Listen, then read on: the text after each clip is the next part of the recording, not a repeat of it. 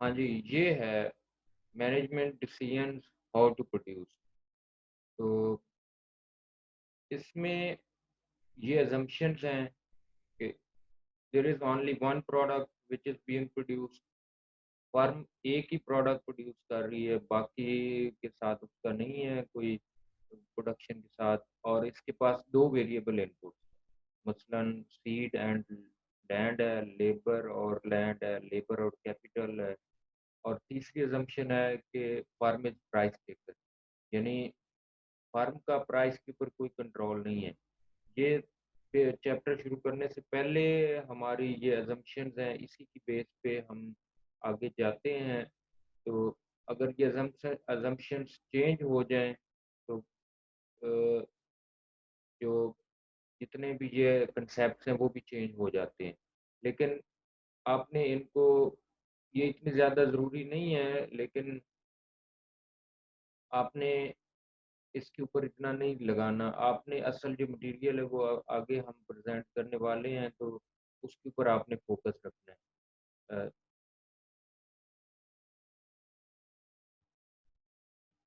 तो ये हमने आपको याद होगा, हमने पढ़ा था प्रोडक्शन फ़ंक्शन। पहले जब दूसरा चैप्टर हमने शुरू किया था तो उसमें हमने कहा था कि y is a function of x1 such that all other variables are fixed। तो यहाँ पे जैसे हमने पीछे assumption में भी पढ़ा है कि there are only two variable inputs। आप ऊपर देख रहे हैं कि the firm has two variable input। इसमें थोड़ा सा एनालिसिस हमारा और एक्सपैंड किया है, जिसमें हमने एक और वेरिएबल इनपुट को ऐड किया है। तो ये एक एडिशन है। तो यही फिजिकल रिलेशनशिप वही वाला बाग, 2 वेरिएबल इनपुट्स हैं x1 और x2, बाकी सारी फिक्स्ड है। अब x1 कुछ भी हो सकता है, x2 कुछ भी हो सकता है। जो y में चेंजेस आएँगी वो सिर्फ़ x1 और x2 की वजह से आएँगी। बाकियों का y के अंदर जो वेरिएशन है उसमें उनका कोई इतना रोल नहीं है। तो अब ये है आइसोक्वांट। आइसोक्वांट ये एक बहुत इम्पोर्टेंट एस्पेक्ट है, या एक इम्पोर्टेंट कंसेप्ट है जो हमें किसी चीज़ की आउटपुट लेने के लिए, या हाउ मच टू प्रोड्यूस या हाउ टू प्रोड्यूस, उसके लिए ये हमें काफ़ी सपोर्ट करता है।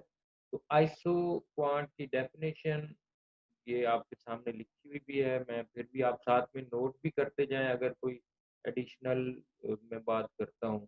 तो आइसोक्वांट एक तो ये सामने आपकी डेफिनेशन है, और आइसोक्वांट इज ए लाइन और ए curve indicating all combinations of two variable inputs which can give same level of output। तो आइसो का मतलब ही सेम होता है, और क्वांट का मतलब है क्वांटिटी। तो सेम क्वांटिटी, और सेम क्वांटिटी, क्वांटिटी क्या चीज़ है? आउटपुट। तो आइसो क्वांट का मतलब है कि दो मुख्तलिफ इनपुट्स आप किसी भी कॉम्बिनेशन में लगाएं, लेकिन आउटपुट सेम रहे। इसको अगर हम ग्राफिकली शो कर देंगे तो वो बन जाएगा आइसो क्वांट। मसलन हम आइसोक्वांट कैसे डिराइव कर सकते हैं? हमारे पास दो वेरिएबल इनपुट्स हैं, एक्स वन और एक्स टू, ग्रेन और हे। तो ये हम जानवरों को खिलाते हैं, एक्स वन ग्रेन और एक्स टू हे। ये जानवरों को खिला रहे हैं, और उनसे हमें जो आउटपुट मिल रही है वो 11,000 पाउंड ऑफ मिल्क है।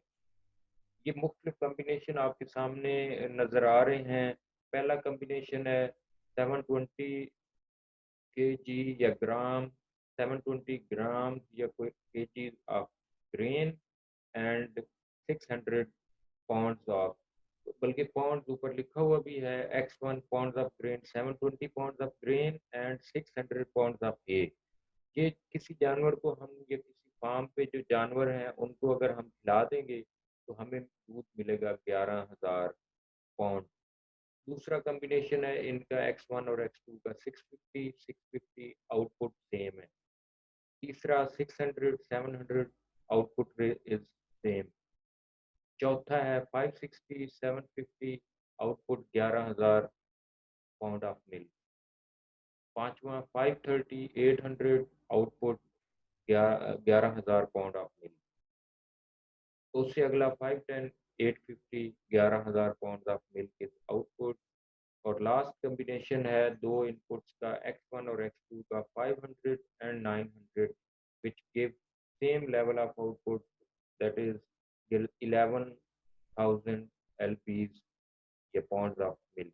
इसको अगर हम अब आप देख रहे हैं कि इनपुट्स के कॉम्बिनेशन तो वेरी कर रहे हैं लेकिन आउटपुट सेम रह रही है। इसको अगर हम ग्राफिकली शो कर देंगे तो ये बन जाएगा हमारा आइसोक्वान। ये आप देख रहे हैं, ये 5-6 कॉम्बिनेशन आपके सामने हैं। इसको हमने ग्राफ की फॉर्म में शो किया है। तो हर पॉइंट के ऊपर आप देखें, पहला था हमारा 600 एंड 720, उसके ऊपर भी आउटपुट 11,000 है। इसके बाद है 650 650 700 600 750 560 800 530 850 510 900 एंड 500। तो इन सब के ऊपर आउटपुट हमारी सेम है। ये जो इन इन पॉइंट्स को जब हम कंबाइन कर देंगे, मिला देंगे, तो ये बन जाएगा आइसोक्वांट। अब आइसोक्वांट का ये फ़ायदा है कि ये दरमियान वाले भी हमें बता देता है।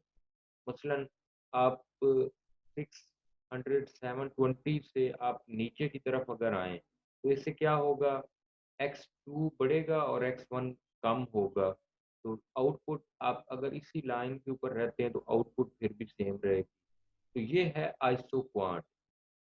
जितने अब इस लाइन के ऊपर और बहुत सारे कॉम्बिनेशन आपके सामने हैं। आप कोई भी पॉइंट लें, उसके सामने आप X1 और X2 की अमाउंट बड़ी आसानी से फाइंड कर सकते हैं, जबकि आउटपुट 11,000 एलपीज़ ही रहेगी। ये है आइसोक्वांट। आइसोक्वांट क्या चीज़ है? ये एक कर्व है, जैसे पीछे भी था हमारे, एक कर्व है या एक लाइन है which shows all the combinations of two products which can be produced, uh, all the combinations of one product which can be produced with two variable inputs। और हमारे पास वेरिएबल इनपुट है X1 और X2। अब देखें isoquants for alternative output levels of milk. अब जैसे ये है, ये जो आइसोक्वांट आपके सामने है ये है 11,000 के। अब अगर हम 11,000 से ज़्यादा की आउटपुट लेना चाहते हैं या 11,000 से कम की आउटपुट लेना चाहते हैं, तो वो कैसे होगी? अब अगर कोई आइसोक्वांट इस आइसोक्वांट से राइट साइड ऊपर की तरफ होगा, तो उसके ऊपर X1 और X2 की अमाउंट बढ़ जाएगी और आउटपुट भी ज़्यादा होगा। और अगर कोई आइसोक्वांट इस आइसोक्वांट से नीचे की तरफ होगा, ओरिजिन की तरफ होगा, तो उसके ऊपर आउटपुट की अमाउंट जो है वो कम होती जाएगी। तो वो इस स्लाइड में आपके सामने है। 11,000 वाला दरमियान में है I1, और I0 जो है वो 9,000 के लिए है और I2 13,000। तो इसका मतलब ये इसकी एक प्रॉपर्टी है कि कोई भी आइसोक्वांट जो ओरिजिन से दूर होता जाएगा, उसके ऊपर मिलने वाली आउटपुट बढ़ती जाएगी, और जितना ओरिजिन के करीब होगा उसके ऊपर आउटपुट कम होती जाएगी। तो ये इसकी एक प्रॉपर्टी है, और आप ये काफ़ी क्लियर हो जाएगा। इसी तरह से दो आइसोक्वांट्स एक दूसरे को इंटरसेक्ट भी नहीं करते, और इसकी 3 प्रॉपर्टीज़ हैं। पहली, ये हमने आपके सामने है, ये वाली प्रॉपर्टी है कि कोई भी आइसोक्वांट जो ओरिजिन से दूर होगा उसके ऊपर मिलने वाली आउटपुट ज़्यादा होगी। दूसरी प्रॉपर्टी है कि दो आइसोक्वांट्स एक दूसरे को इंटरसेक्ट नहीं करते। आप देख रहे हैं हमारे पास दो आइसोक्वांट्स हैं, I0 और I1। अब ये दोनों एक दूसरे को इंटरसेक्ट कर रहे हैं, जो कि पॉसिबल नहीं है। तो इसकी वजह क्या है? अभी हमने जो पिछली प्रॉपर्टी पढ़ी है कि कोई आइसोक्वांट जो ओरिजिन से दूर होगा उसके ऊपर अमाउंट ऑफ आउटपुट बढ़ेगी, और जो रीजन के करीब होगा उसके ऊपर अमाउंट ऑफ आउटपुट कम होती जाएगी। तो ये जो जहाँ पे दोनों एक दूसरे को इंटरसेक्ट कर रहे हैं, इससे ऊपर अगर हम देखें तो I0 नीचे है और I1 ऊपर है। इसका मतलब ये है कि I0 पे आउटपुट कम है और I1 पे आउटपुट ज़्यादा होगी, जो कि पिछली प्रॉपर्टी के बिल्कुल ऐन मुताबिक है। लेकिन जब ये इंटरसेक्ट कर जाते हैं, तो फिर क्या होता है, यही जो बात हमने की है, ये रेफ्यूट हो जाती है, ये गलत हो जाएगी, क्योंकि हमने कहा ना कि आई नॉट पे या I0 पे आउटपुट कम है और I1 पे आउटपुट ज़्यादा है इस पॉइंट ऑफ इंटरसेक्शन से ऊपर। लेकिन अगर हम नीचे आएँ, तो नीचे हमें क्या नज़र आ रहा है कि आई नॉट पे आउटपुट ज़्यादा हो जाएगी क्योंकि ये ओरिजिन से दूर है और I1 पे आउटपुट कम हो जाएगी क्योंकि ये ओरिजिन के नज़दीक है। तो या तो पहली बात ठीक है या फिर दूसरी बात ठीक है। तो इसलिए और फिर इसी तरह से यहाँ पे दोनों एक दूसरे को इंटरसेक्ट कर रहे हैं। जहाँ पे आपके सामने दोनों जहाँ पे इंटरसेक्ट कर रहे हैं, तो फिर वहाँ पे आउटपुट कितनी होगी? अगर आई नॉट पे है 1000 और I1 पे है 1500, तो एक ऊपर तो ये सब ठीक है कि आई नॉट पे 1000 और I1 पे 1500, लेकिन नीचे जब हम आते हैं तो आई नॉट पे 1000 जो आगे है, ओरिजिन से दूर है, और I1 पे 1500 जो कि नज़दीक है ओरिजिन के, यहाँ भी गलत हो गया। लेकिन जहाँ पे पॉइंट दोनों बराबर हैं, जहाँ पे दोनों एक दूसरे को इंटरसेक्ट कर रहे हैं, तो इसका मतलब क्या है? अगर हम I1 वाले की बात करें तो वहाँ पे 1000 हैं और 1500 हैं, और आई नॉट वाले की बात करें तो वहाँ पे 1000 है, और ये पॉइंट जो पॉइंट ऑफ इंटरसेक्शन है, यहाँ पे दोनों सेम है, जो कि गलत है। इसलिए हम कहते हैं कि दो आइसो पॉइंट्स एक दूसरे को इंटरसेक्ट नहीं कर सकते, ये पॉसिबल ही नहीं है। ये सारी चीज़ें लिखी हुई हैं। इसी तरह से तीसरी प्रॉपर्टी ये है, आपके सामने ये है भी सही, कि जो आइसो पॉइंट्स हैं, they are convex to the origin. ये ओरिजिन की ये तीसरी प्रॉपर्टी है। आप लिख सकते हैं कि सवाल भी आ सकता है कि आइसोक्वांट की प्रॉपर्टीज, तो they are convex to the origin. Convex to the origin का मतलब ये है कि ये ओरिजिन की तरफ मुड़े हुए होते हैं। इसकी बात, इसकी डिटेल हम मैं आगे चल के आपको बताऊंगा। तो फिलहाल आपने इसको ध्यान में रखना है कि ये तीन प्रॉपर्टीज हैं जो कि आइसोक्वांट के लिए काफ़ी पर्टिनेंट है और इनका आपको पता होना बहुत ज़रूरी है। अब आइसोक्वांट के स्लोप, हम काफ़ी पढ़ते रहे स्लोप के बारे में। स्लोप हमेशा होता है कि इंडिपेंडेंट वेरिएबल में एक यूनिट की चेंज आने से डिपेंडेंट वेरिएबल में कितनी चेंज आती है। तो आइसोक्वांट का स्लोप भी होता है कि हम फर्ज करें, हम आपने देखा आइसोक्वांट में कि अगर हम एक्स टू बढ़ाते हैं तो X1 कम करना पड़ता है क्योंकि आउटपुट सेम रखनी है। या X1 हम अगर कम करते हैं तो X2 बढ़ाना पड़ेगा। एक काम हमें करना ही पड़ेगा।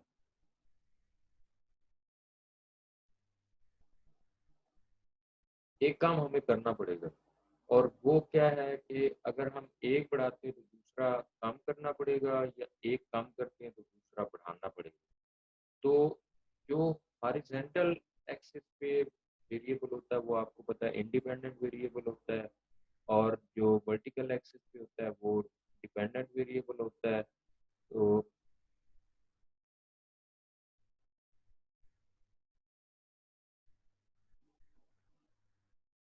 आइसोक्वांट के स्लोप का नाम है marginal rate of substitution. Marginal rate of substitution क्या होता है? कि the rate at which one variable input can physically substitute for another variable input in the physical production process of the firm. तो इसको कुछ लोग marginal rate of technical substitution भी कहते हैं, लेकिन मार्जिनल रेट ऑफ सब्स्टिट्यूशन क्या होता है कि ये एक ऐसे रेट को शो करता है जिस रेट से एक इनपुट दूसरी इनपुट को सब्स्टिट्यूट करती है while keeping level of output same. तो इसको हम बोलते हैं MRS या marginal rate of substitution. Substitution का फार्मूला है change in replaced input divided by change in added input. तो आप देखें, हमने हमने जो रिप्लेस्ड इनपुट है वो वाई एक्सिस पे लेनी है और जो एडेड इनपुट है वो एक्स एक्सिस पे लेनी है। क्योंकि आप देखें, हम जो ऐड कर रहे होंगे वो इंडिपेंडेंट वेरिएबल होगा जिस पे हमारा अपना कंट्रोल होगा। एक चीज जब हम ऐड कर देंगे तो दूसरी हमें ऑटोमेटिकली कम करनी ही पड़ेगी। अगर हम कम नहीं करेंगे तो आउटपुट बढ़ जाएगी, फिर आइसोक्वांट का कंसेप्ट खत्म हो जाएगा, सेम क्वांटिटी वाला। तो इसीलिए हम जो इनपुट ऐड हो रही होगी, ऊपर जो हमारा टेबल था उसमें भी आप देखेंगे कि x2 ऐड हो रहा है और x1 रिप्लेस हो रहा है। तो जो रिप्लेस हो रहा है उसको हम ऊपर, यानी delta x1 divided by delta x2, ये है इसका मार्जिनल रेट ऑफ सब्स्टिट्यूशन का फार्मूला। अब आप इसमें देख भी रहे हैं कि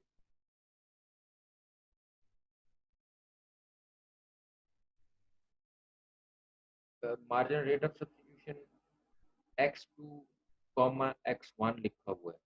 तो ये है इसका कंप्लीट फार्मूला। इसको हम पढ़ते हैं marginal rate of substitution of x2 for x1। हम किसकी सब्स्टिट्यूशन कर रहे हैं, किसके लिए, यानी सब्स्टिट्यूशन अल्टरनेटिव या मुतबादिल। हम x2 को x1 के मुतबादिल के तौर पे लेके आ रहे हैं, तो इसलिए इसको पढ़ते हैं marginal rate of substitution of x2 for x1। तो यानी सब्स्टिट्यूशन किसकी हो रही है, x2 की x1 के लिए, यानी x1 रिप्लेस हो रहा है और x2 ऐड हो रहा है। ये चैट के अंदर कुछ कमेंट्स शायद आ रहे हैं, तो मुझे वो कोई अगर मसला है तो प्लीज बताएं। ये मेरा का सही है, चलिए आप अटेंडेंस ले रहे हैं तो अच्छा है, जबरदस्त है। चलें जी। तो रिप्लेस्ड और एडेड का और सब्स्टिट्यूटेड और सब्स्टिट्यूशन और रिप्लेसमेंट का आपको पता है। तो हमने जो रिप्लेस हो रहा है वो x1 है और जो ऐड हो रहा है यानी जिसकी सब्स्टिट्यूशन हो रही है वो x2 है। अब फर्ज करें इसमें, ये देखें, अगर हम x1 सब्स्टिट्यूट कर रहे हैं x2 के लिए तो ये फार्मूला चेंज हो जाएगा और सब्स्टिट्यूशन किसकी हो रही होगी, x1 की फॉर x2। ठीक है, तो इसका फार्मूला भी चेंज हो जाएगा, जो कि आपके सामने है, marginal rate of substitution of x1 for x2 और फिर delta x2 divided by delta x1, जो कि रिप्लेस्ड ओवर एडेड इनपुट है। तो ये एक दूसरे का उलट भी है।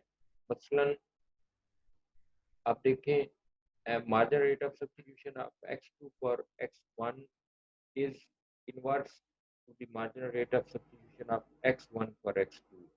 ये आप देख लेंगे। अब देखिए, हमने कैलकुलेट करना है मार्जिनल रेट ऑफ सब्स्टिट्यूशन। वो जो हमारे पास था डाटा टेबल के अंदर, तो ये आप देख रहे हैं, आपके सामने है x1 और x2 की क्वांटिटीज दी हुई हैं। तो हम डेल्टा x1 फाइंड करेंगे, डेल्टा x2 फाइंड करेंगे और फिर डेल्टा x1 रिप्लेस्ड है, डेल्टा x2 एडेड है, तो दोनों को हम डिवाइड कर देंगे। तो आप देख सकते हैं 720 से 650 x1 हुआ है। तो ये कितनी चेंज है, ये -70 की चेंज है। लेकिन x2 में 600 टू 650 हुआ है, तो ये 50 की चेंज है, लेकिन ये पॉजिटिव है। तो रिप्लेस के ओवर एडेड करेंगे 70 डिवाइडेड बाई 50, तो ये 1.4, जो कि इसका इसका साइन माइनस ही होता है। इसी तरह से बाकी भी ये फाइंड की हुई है, चेंजेस भी फाइंड की हुई है, उसको हमने डिवाइड कर देना है। तो M R S of x2 पर x1 आपके सामने आ जाएगा।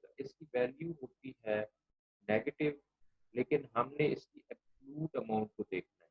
नेगेटिव साइन हमेशा सिर्फ डायरेक्शन को शो करता है। डायरेक्शन का मतलब ये है कि अगर आप एक इनपुट ऐड करेंगे तो दूसरी को ऑटोमेटिकली रिप्लेस करना पड़ेगा। अब अगर मैंने आपको बताया कि आगे चल के हम इसकी एब्सोल्यूट अमाउंट को यूज़ करेंगे, मसलन 1.4, 1.8, 0.6, 0.4, 2।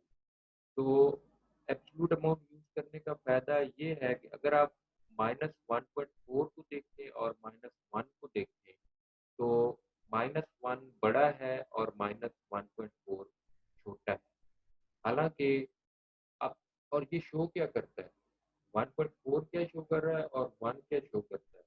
1.4 शो करता है कि अगर आप x2 का 1 यूनिट ऐड करेंगे, जो कि हम ऐड कर रहे हैं, तो उसके बदले में आपके 1.4 यूनिट्स ऑफ x1 रिप्लेस होंगे। आपके सामने है, हमने x2 600 से 650 किया, यानी 50 ऐड किए। उसकी वजह से x1 के कितने यूनिट निकले हैं? 70। यानी 50 ने 70 को निकाला है, जबकि आउटपुट सेम रही है। ये काफ़ी अच्छी रिप्लेसमेंट है। तो 50 की वजह से 70 की बचत हुई है। 50 अगर 70 को रिप्लेस कर रहे हैं, तो जो एमआरएस है वो बताता है कि एक कितने को रिप्लेस करेगा। तो 70 को 50 पे डिवाइड करेंगे, ये आ जाएगा आंसर हमारा 1.4।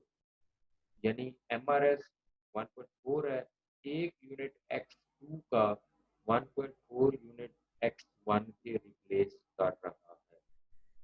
इससे अगले लेवल पे अगर आप आते हैं, तो वो भी 650 से 700 हुआ। 50 यूनिट x2 के ऐड हुए हैं और उधर से x1 के भी 50 ही यूनिट कम हुए। इसका मतलब है 50 यूनिट x2 ने 50 यूनिट x1 के रिप्लेस किए हैं। तो एक ने कितने को किया? वो एक ही है। तो अब देखिए रिप्लेसमेंट ज़्यादा कहाँ पे थी? ज़्यादा तो थी 1.4 वाली और ये 1 वाली। इसी तरह हम जैसे-जैसे नीचे जा रहे हैं, रिप्लेसमेंट कम होती जा रही है। यानी एमआरएस की एब्सोल्यूट वैल्यू वो कम होती जा रही है। हाँ, तो ये अभी मीटिंग खत्म होने वाली है। हम नेक्स्ट 40 मिनट की मीटिंग होती है। तो ये मैं दोबारा करूँगा 2-3 मिनट के अंदर। आपको पता ही होगा ये 40 मिनट की मीटिंग होती है। तो मैसेज आ रहा है मुझे कि आपका टाइम होने वाला है। हमने शुरू किया था